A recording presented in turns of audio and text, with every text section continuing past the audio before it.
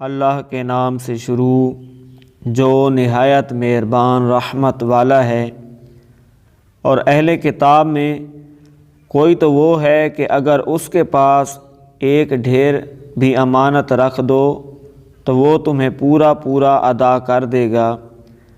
اور انہی میں سے کوئی وہ ہے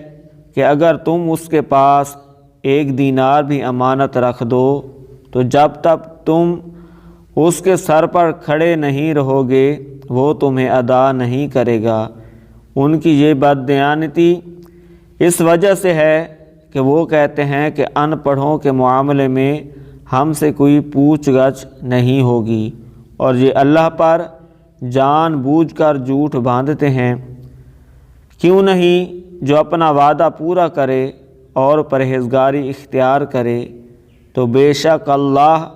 پرہیزگاروں سے محبت فرماتا ہے۔ بے شک وہ لوگ جو اللہ کے وعدے اور اپنی قسموں کے بدلے تھوڑی سی قیمت لیتے ہیں، ان لوگوں کے لیے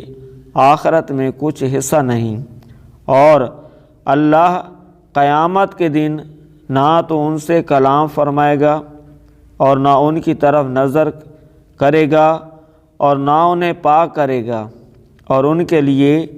دردناک عذاب ہے۔ اور یقیناً ان اہل کتاب میں سے کچھ وہ ہیں جو زبان کو مروڑ کر کتاب پڑھتے ہیں تاکہ تم سمجھو کہ یہ بھی کتاب کا حصہ ہے، حالانکہ وہ کتاب کا حصہ نہیں ہے، اور یہ لوگ کہتے ہیں یہ اللہ کی طرف سے ہے، حالانکہ وہ ہرگز اللہ کی طرف سے نہیں ہے، اور یہ لوگ جان بوجھ کر اللہ پر جھوٹ باندھتے ہیں۔ کسی آدمی کو یہ حق حاصل نہیں کہ اللہ اسے کتاب و حکمت اور نبوت عطا کرے، پھر وہ لوگوں سے کہے کہ اللہ کو چھوڑ کر میری عبادت کرنے والے بن جاؤ، بلکہ وہ یہ کہے گا کہ اللہ والے ہو جاؤ، کیونکہ تم کتاب کی تعلیم دیتے ہو اور اس لیے کہ تم خود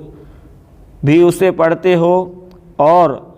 نہ تمہیں یہ حکم دے گا کہ فرشتوں اور نبیوں کو رب بنا لو۔ کیا وہ تمہیں تمہارے مسلمان ہونے کے بعد کفر کا حکم دے گا؟